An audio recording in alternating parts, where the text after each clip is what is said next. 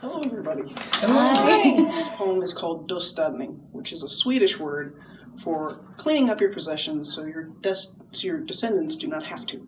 Wow.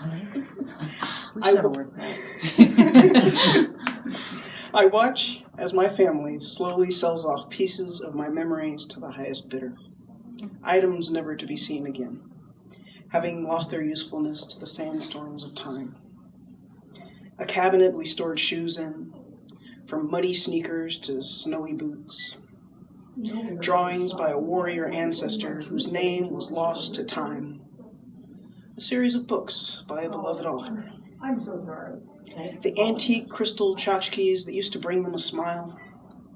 And I slowly accumulate other bits of atoms that remind me again of what used to matter.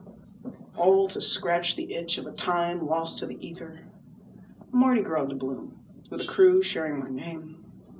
A piece of German kitsch, a cornflower kitchen dish. I put on an old LP by SL&B, singing folk songs I hadn't heard in so long, that reached deep into my soul, strangely as familiar as an old glove, unearthing fountains of joy from under the dust of ages, touching long-lost memories. For reasons inexplicable, I begin to cry, for language fails to express the how, the when, or the why. I slowly teach myself to cook, the meals of my childhood, from knödel to spätzle, washing it down with seltzer, hanging on to the tastes of a culture vanishing from the touch of my everyday.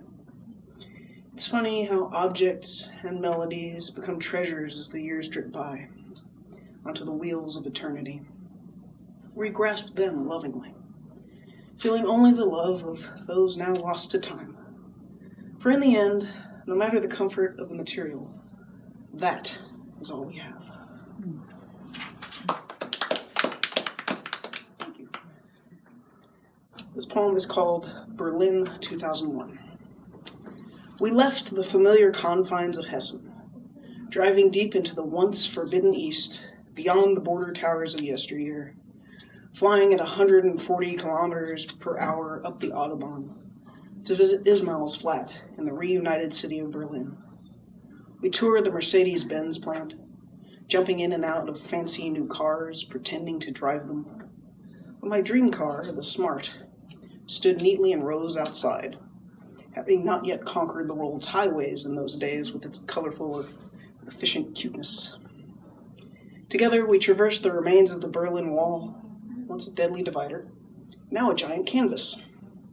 We stood, posing playfully for photographs, in front of the rainbow-colored multitudes of Terry Noir's funny cartoon faces who towered over us at nearly 12 feet tall. We were stopped at Checkpoint Charlie. Armed border guards are now ghosts of the past, but the once rapidly paced sports car had suddenly run out of gas. There I, already an avid hat collector, would purchase a furry black Ushenka from a street merchant selling Soviet nostalgia and once prized Eastern military trinkets to curious and cheerful Western tourists, attaching their histories to new languages as we all peeked behind the Iron Curtain. I wrote this poem for the Joel Fallon Scholarship in Benicia. It's called Our Celestial Dingus. Hi, Lisa. Hi. Art is the sunshine that nourishes our souls, breathing wonder into the mundane. Poetry is our home planet, birthing 1,000 moons that orbit in a celestial dance. And we are the stars, lighting up the universe one flicker at a time, collectively burning messages of hope and awe into the darkness of midnight, long after our own light fades.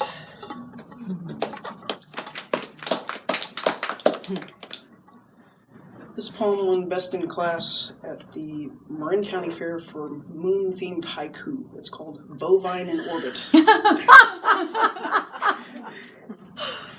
Many moons ago, during lunar bovine flight, 8 moon pies. No fork.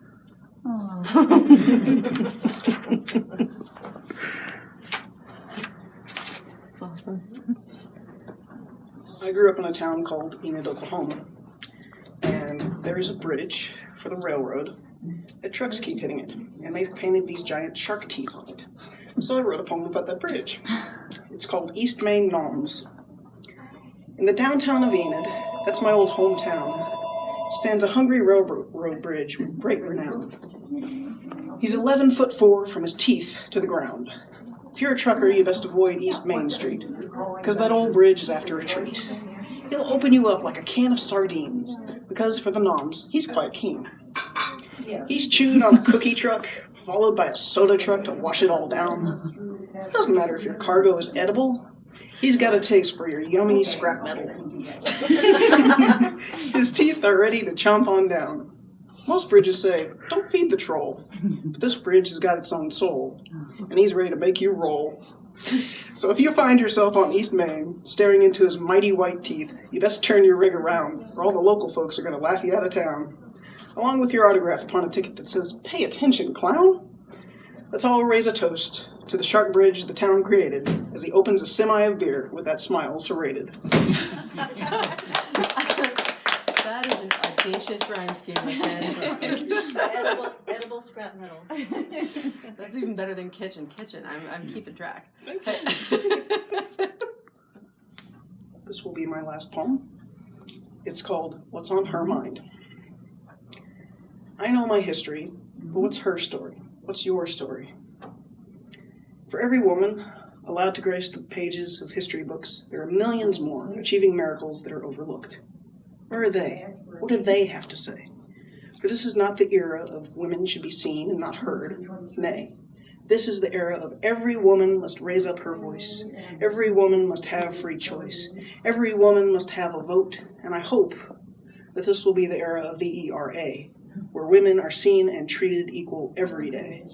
Yes, a woman can do whatever a man can. Yes, she can. Yes, you can. Yes, we can. Do we really want to? Let us do one better. Let us live each day with love, not by the letter of law and order, but of compassion, mercy, and justice. Let us never more destroy ourselves with war. Let us teach peace.